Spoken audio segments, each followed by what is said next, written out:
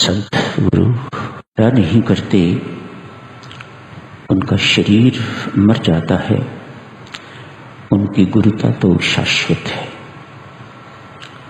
वे नहीं मरा करती। उस श्री प्रेम जी महाराज का परिचय है उन महात्मा का अपना जीवन। उनका असली नाम प्रेम मूर्ति श्री प्रेम जी महाराज। प्रेम तो भक्तजनों निराकार होता है, उसका साकार रूप है सेवा। सेवा सदन प्रेम जी महाराज, सेवा की मूर्ति पूज्य श्री प्रेम जी महाराज। जिसने सेवा करनी होती है साधक जनों, उसके अंदर विनम्रता भी होती है, अन्यथा सेवक नहीं बन पाएगा। वह सबसे प्रेम करने वाला भी होता है, पक्षपाती सेवक नहीं कहा सकता। वह क्षमावान भी होगा, छोटी छोटी बात पर गुस्सा करने लग जाए तो वह सेवा क्या कर सकेगा। क्षमा सिंधु होता है वह, क्षमा का सागर होता है वह, सहनशील भी, क्षमावान भी, अतिशय विनम्र भी। इन तीनों को मिला के तो बनते हैं प्रेम मूर्ति श्री प्रेम जी महाराज।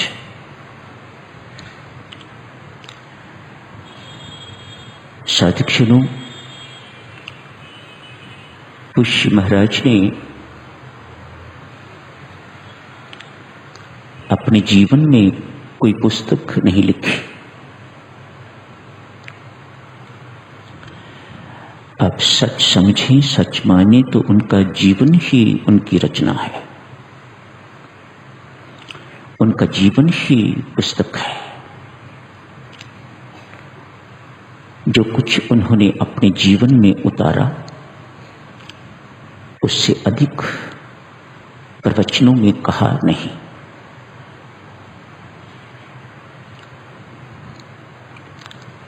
आप कहो कागज की लेखी, मैं कहूं आंख की देखी। जो महाराज जी ने अपने जीवन में उतारा, वही प्रवचनों में कहा। जो जीवन में उतार नहीं सके, वह बोले नहीं। ये कोई छोटी बात नहीं है। उनका अपना जीवन ही उनका परिचय है। जिंदगी भर कभी आगे होके नहीं बैठे। साधना सत्संगों में जो हॉल के बाहर पायदान होते हैं, वहां बैठा करते। रात्रि को स्वामी जी महाराज के कमरे के आगे बैठा करते। मात्र बैठा नहीं करते, सोया नहीं करते, ऊंगा नहीं करते। अपना सिर, अपना मस्तिष्क उनके कमरे की दहलीज पर लगा के रखते।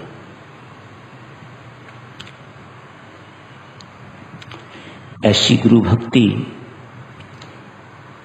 ऐसी अद्वितीय विनम्रता, सहनशीलता, क्षमा किसी अन्य महात्मा में देखने को नहीं मिलती। आगे होने का शौक ही नहीं था। अपने आप को इतना छुपा के रखा, इतना पीछे करके रखा। पूज्यपाद स्वामी जी महाराज ने, बाबा ने ऐसे हीरे को पहचाना। सदा पीछे बैठने वाले को इस प्रकार से आगे कर दिया कि युगों युगांतरों तक कोई इन महात्मा को, प्रेम जी महाराज को, अब पीछे नहीं कर सकेगा।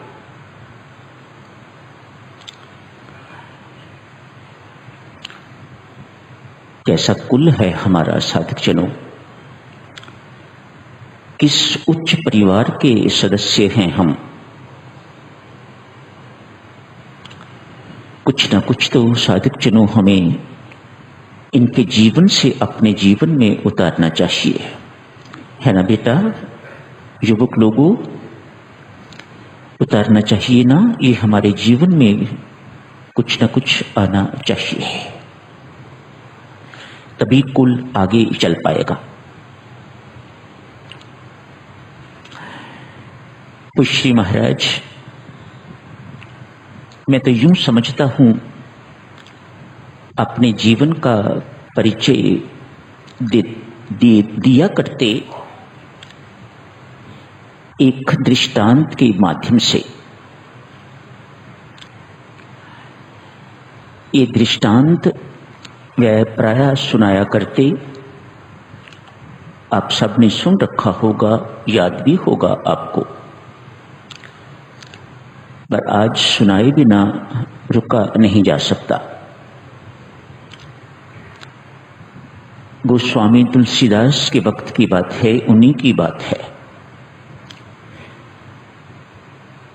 उनकी बढ़ती हुई ख्याति को देखकर उस वक्त के संत महात्मा, बड़े प्रसिद्ध संत नाबादास हुए हैं, ईर्ष्यालु हो गए। गोस्वामी जी के दर्शन करने के लिए गए। गोस्वामी जी उस वक्त ध्यानस्थ थे, ध्यान नहीं दिया। संत नाबादास ने बहुत बुरा माना, अपना अपमान समझा। जिसको मान की चाह है वह संत तो नहीं हो सकता। याद रखोगे ना इस बात को? जिसको मान की चाह है, प्रशंसा की चाह है, बेटा वह सामान्य व्यक्ति तो हो सकता है, लेकिन संत नहीं हो सकता। यहां संतों की बात महाराज श्री अपने मुखारविंद से सुना रहे हैं।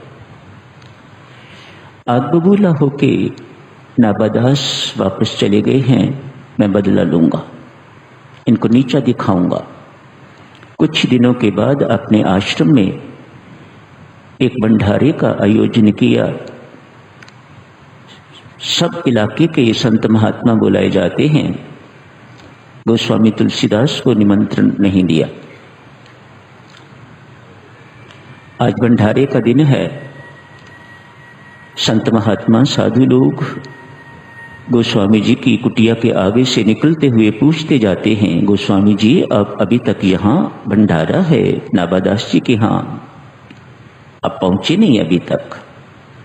मुस्कुरा के कहते, अब चलो मैं आता हूं। सोच विचार की, मन में निर्णय लिया, मुझे भंडारे पर जाना चाहिए। बेशक आमंत्रित नहीं हूं, फिर भी मुझे जाना चाहिए। निमंत्रण तो पार्टियों में भेजा जाता है, सत्संगति के लिए तो कोई निमंत्रण नहीं होता। ये तुलसीदास जी की धारणा है। संत के घर जाना है, सत्संगति के लिए जाना है, उसके लिए निमंत्रण की आवश्यकता नहीं है। तुलसीदास जी चले गए हैं। जाके भंडारा शुरू हो चुका हुआ था, लेट पहुंचे हैं। बाहर जो संतों महात्माओं की जूतियां, चप्पलें इत्यादि पड़ी हुई थी, उन्हीं में बैठ गए। भीतर भंडारा हो रहा था। पतलें आगे रखी हुई थी। परोसने वाले शिष्य लोग नाबादास की परोस रहे थे भोजन। बाहर बैठे तुलसीदास को किसी ने देखा भी नहीं। वह शिष्य जो गरम गरम खीर परोस रहा था, उसकी दृष्टि पड़ी कि एक कोई संत बाहर बैठे हुए हैं, तो वह तो प्रसाद होता है, सबको दिया जाता है। वह इनके पास भी गया। कहा प्रसाद ले लो, तो इन्होंने अपने हाथ इस प्रकार से कर दिए। कहा बहुत गर्म है, हाथ जल जाएंगे। कहाँ डालूं, तेरे पास तो पत्तल भी नहीं है। तुलसीदास ने कहा हाँ पत्तल नहीं है। वहीं से एक जूतियों का जोड़ा उठाया और वह आगे कर दिया। कहा इसमें डाल दीजिएगा। उस जूते को वह शिष्य वहीं रुक गया है। वेरी इंटरेस्टिंग, क्या किया है इसने, वह उस जूते को इस प्रकार से हिला रहे हैं मानो किसी चीज के साथ मिला रहे हैं, और मिला के उसमें से निकाल के अपने मुख में एक ही ग्रास लिया। तब तक खीर ठंडी भी हो गई थी। एक ग्रास लिया, दूसरा डालने लगे। वह सारे का सारा प्रसाद शिष्य छोड़ के तो उन महंत जी के पास, संत जी के पास गया है। कहा बाहर चलो, कोई बहुत उच्च कोटि का महात्मा आया है, कोई बहुत सच्चा संत कोई बाहर आया हुआ है। नाबादास के मन में ठनक भी हो ना हो, ये गोस्वामी ही। जाके देखा, तुलसीदास उस जूते में से प्रसाद खा रहे हैं। राम राम हुई। तुलसीदास ने उठ के महात्मा को प्रणाम किया। मानो बता रही हूं, उस दिन मैंने देखा होता कि शायद आपके चरणों में वंदना की होती। मेरी भूल नहीं है। नाबादास उन्हें उठा के इस प्रकार से पकड़ के अंदर ले गए। कहा आए हो तो कुछ दे के जाओ। गोस्वामी तुलसीदास कहते नाबादास, मैं इस योग्य नहीं कि मैं इस संगत को कुछ दे सकूं, मेरे पास देने को कुछ नहीं। कोई बात नहीं, आप बैठो, मैं कुछ पूछता जाता हूं, आप मेरी बातों का उत्तर देते जाओ, वही उपदेश हमारे लिए पर्याप्त होगा। तुलसीदास पहला प्रश्न पूछते हैं, जब निमंत्रण नहीं था तो आए क्यों? कहा संत के घर जाने के लिए निमंत्रण की आवश्यकता नहीं हुआ करती। यही सोच के मैं आ गया। फिर भीतर क्यों नहीं आए? इसलिए नाबादास जी बुलाया हुआ नहीं था, सोचा बाहर ही बैठना ठीक। और फिर ऐसा स्थान किसी को जिंदगी में बैठने का कब मिलेगा? संतों महात्माओं की जूतियों में बैठने का जैसा स्थान किसी को कब मिलेगा? मैंने सोचा ये सुनहरी अवसर है, मैं इसको अवेल करना चाहता हूं, इसलिए वहीं बैठ गया। ये प्रसाद जूती में डलवा के तो ऐसे ऐसे क्या कर रहे थे, और फिर उसमें से क्यों ले रहे थे? कहने लगे नाबादास जी, मैंने सुना है संतों महात्माओं की चरण धूली माथे पर लगाने से, सिर पर धारण करने से व्यक्ति की बुद्धि पवित्र हो जाती है।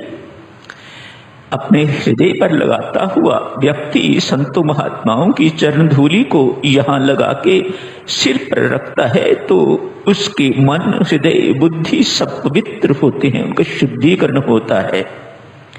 मैंने सोचा तुलसी जैसा व्यक्ति जो भीतर बाहर से मलिन, भीतर से भी गंदा है, बाहर से भी जो गंदा है, बाहर से तो उसकी चरण धूली संतों की मिल जाती, सबको मिल जाती है।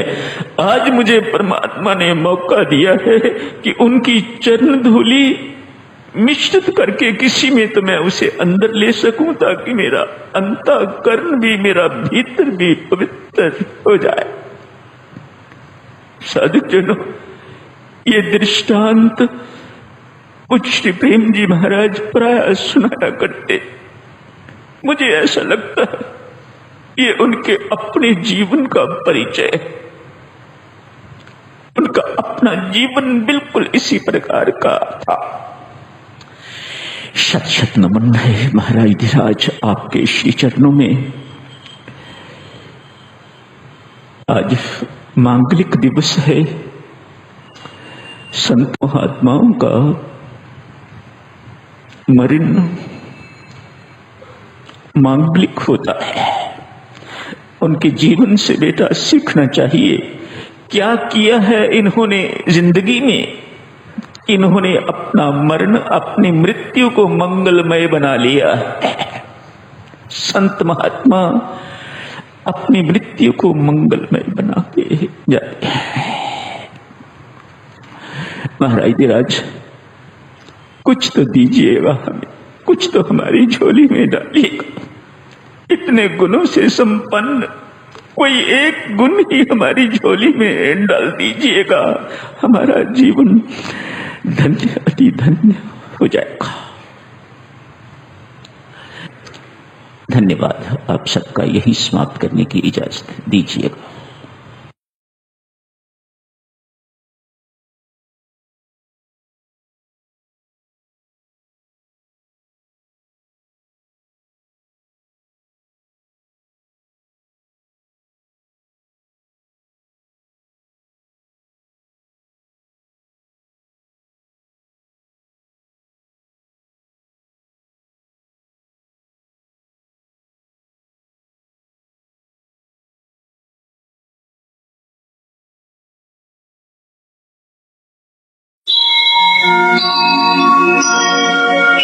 सर्वशक्तिमते परमात्मने श्रीरामाय नमः। सर्वशक्तिमते परमात्मने श्रीरामाय नमः। सर्वशक्ति